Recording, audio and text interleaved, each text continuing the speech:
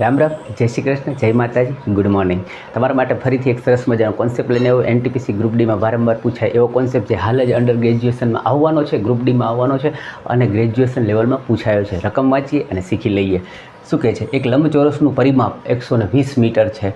લંબાઈ જે છે પહોળાઈના ડબલ છે. અહીંયા સમજવાનું છે, આ લંબાઈ છે એ પહોળાઈના ડબલ છે, એટલે કે લંબાઈ 2 હોય તો પહોળાઈ 1 હોય.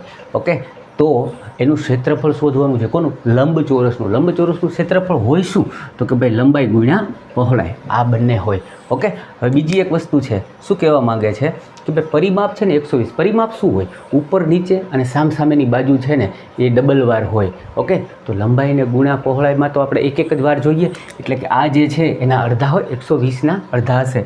એટલે આ જે છે લંબાઈ ગુણ્યા લંબાઈ અને પહોળાઈ જે છે એ કેટલા હોય? તો કે એ હોય એ 60 હોય. હવે જુઓ જી, આ બંનેનો સરવાળો કરું, આ થાય છે 2 ને 1 3, પણ રકમ કહે છે કે એ 6 છે, એટલે કે 3x બરાબર શું છે? તો કે 60 છે. અહીંયાથી આપણે છેદ ઉડાડીએ તો x બરાબર શું આવ્યું?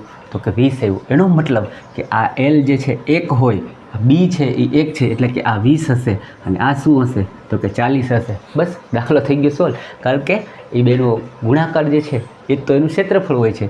20 ગુણ્યા 40 એટલે 4 દુ ને 8, 800. 800 જે છે સેન્ટીમીટરમાં આપેલું હોય, સેન્ટીમીટર મીટરમાં આપેલું હોય, તો મીટરમાં 800 મીટર સ્ક્વેર જે છે એ એનું ક્ષેત્રફળ જોવા મળ્યું. વિડીયો સારો લાગ્યો હોય, માહિતી ઇન્ફોર્મેટિવ લાગી હોય તો વિડીયોને લાઇક કરજો, ચેનલને સબસ્ક્રાઈબ કર્યા વગર ભૂલતા નહીં.